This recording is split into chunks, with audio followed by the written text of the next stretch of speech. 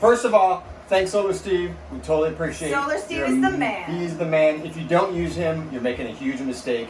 You will pay for it in the end. Our expectations were flip a switch on, have some power, be off grid. I want to not know that I'm off grid. I want it to be a regular house, and it is now.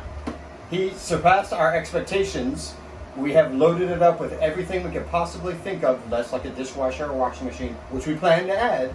But as of now, a compressor, refrigerator, hot water heater, everything that we could hope for is running without incident. And any issues that I thought I might have, Steve was right on top of it. He's the most reassuring, he has the best follow-up, he has the greatest, most positive attitude, and he's a pleasure to be with. And we are fortunate, hashtag blessed.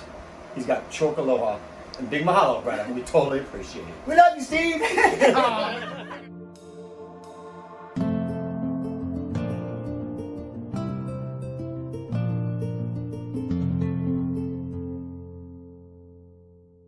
So I'm a self-admitted glamper. Like, I want to camp at the Hilton. I don't want to be off-grid. I'm not your normal off-grid kind of person. So I had high expectations that it would be, like I said, a normal house. I didn't want to know I was off-grid. And to be honest, if I walked in here today, didn't know anything about the house, I would have no idea that it wasn't a regular electrical system. And I have had zero problems. And even someone like me who is like, perfect. It runs amazingly, and I don't question it, just do it. Okay, Rocky and Kim have elected to go with a conventional electric water heater, not a heat pump type that I've been doing in most installations, and theirs is the first conventional electric water heater installation that I've helped with here in Hawaii. And it can be done on an off-grid basis. The thing is, these heating elements, this one came out of Rocky and Kim's water heater. And this one uses 4,500 watts to operate. Now, the question is, can the inverter push that? Yes, it can, but the maximum output of the inverter is 5 kilowatts. So you're already just 500 watts from the maximum if you run this. So if you were to run this and you turn on, say for instance, the coffee pot or the microwave to heat something up, the inverter's going to shut down. So if you go to a conventional electric water heater, the first thing you have to do is take out the old elements and replace these with a lower wattage. This being 4,500 watts, we went into theirs with a 1,000 watt heating element, much smaller element. It just screws into the same hole and connects exactly the way that it always has. And the smaller element running at 1,000 watts, for this one will heat up the water in about 45 minutes, something like that, maybe an hour. The 1,000 watt heating element takes a lot longer to heat up the water, more like 5 hours. So in an off-grid situation, it's not really a big deal, because if it's heating the water slowly through the day, then when you get ready to have a shower that evening or even early the next morning, you've still got plenty of hot water to do that. The only difference is it just takes longer to get there.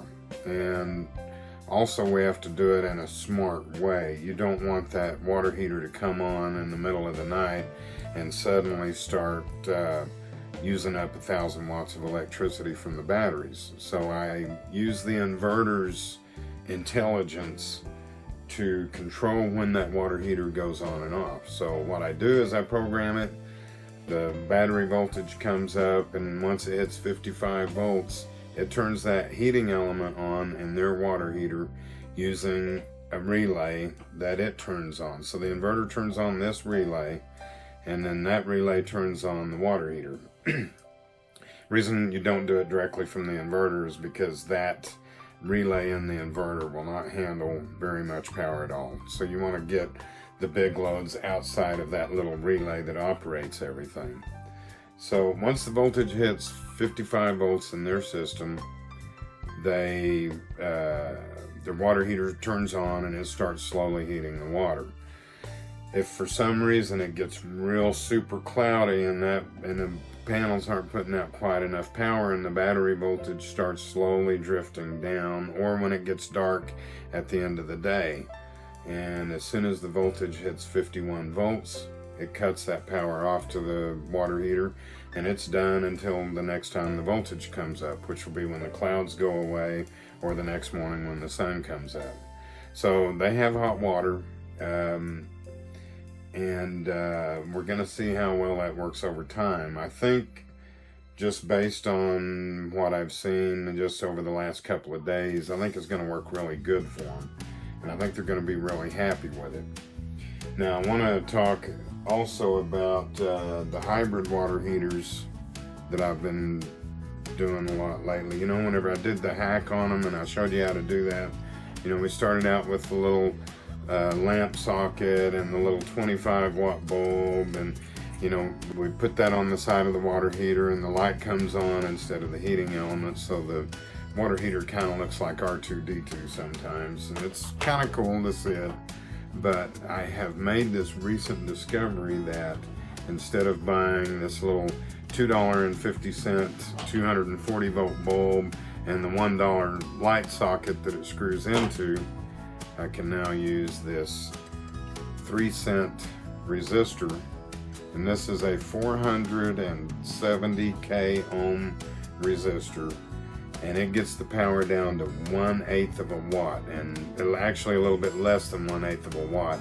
And this resistor is rated at 1/8 of a watt, so it can handle the amount of power that's going to go through it. It makes the water heater happy. The water heater says, yeah, I've got a heating element, even though it's a little 1/8 watt heating element, and it passes all of the tests and power on system tests, everything. So I have installed that particular hack in my water heater, and that's going to be going into all the other water heaters. Second thing I want to say about the water heater, especially for you folks here on the Big Island that have been a little bit leery of getting onto this new heat pump technology for the water heater, I'll admit it's been very, very pricey. Now, when I bought mine, I got it for $999, and I was thrilled to get it that cheap. Right now at Lowe's in Kona, if you live here on the Big Island, they're way down. They're $699 on sale right now.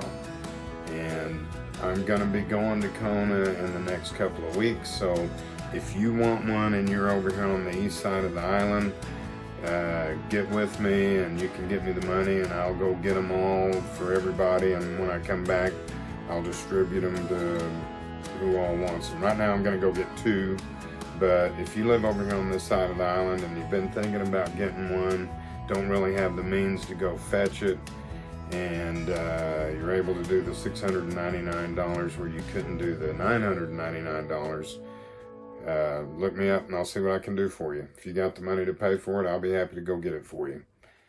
And I've got a lot of other videos coming up here in the future. We got house build coming up. We've got another person that has purchased a home, and the home was built completely to code, everything passed. The thing is there's no power where the home's located at, so it's always been run off of just a generator when they have power. So we're gonna put solar power on that thing. We've also got another video coming up for an update for Sylvia. We did some plumbing on her house and some tile work that we're gonna show. So stay tuned, and we got a lot more things coming up over the next few months. I'm free!